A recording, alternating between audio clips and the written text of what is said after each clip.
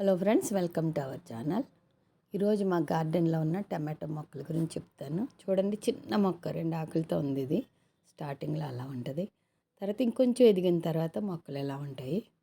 నేను మన ఇంట్లో వాడుకున్న టమాటా గింజలు వేస్తేనే వచ్చినాయి మొక్కలు. నేను నారు కొనలేదు, నాకు నేనుగానే మొక్కలు వేసుకున్న తర్వాత పువ్వు స్టార్ట్ అవుతా ఉన్నప్పుడు ఇలా వస్తుంది. చూసారా ఎంత బాగున్నాయో. ఇలా గుత్తుల కింద వస్తాయన్నమాట. పువ్వులు స్టార్ట్ అవుతున్నాయి ఇప్పుడు. మీకు స్టేజ్లు ఒక్కొక్క స్టేజ్ చూపిస్తున్నాను. ఇవన్నీ కూడా ఇప్పుడు రెడీ అవుతూ ఉన్నాయి మొక్కలు. ఇవన్నీ కూడా నేను మన ఇంట్లో వాడుకున్న టమాటాల్లో గింజలు వేసుకుంటేనే వచ్చినాయి. ఇప్పుడు ఇది పువ్వు విడిచింది. ఇందాక మొగ్గలు చూసాం కదా, ఇప్పుడు పువ్వులు విడిచినప్పుడు ఇలా ఇవి కూడా గుత్తులుగానే వస్తాయి.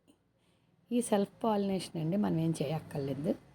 ఇప్పుడు కాయల స్టేజ్లో ఇలా ఉంటాయి. కొన్ని కాయలు పండుతా ఉన్నాయి, కొన్ని పచ్చికాయలు ఉన్నాయి. ఆ బరువుకి మొక్క ఉంగిపోతూ ఉన్నది.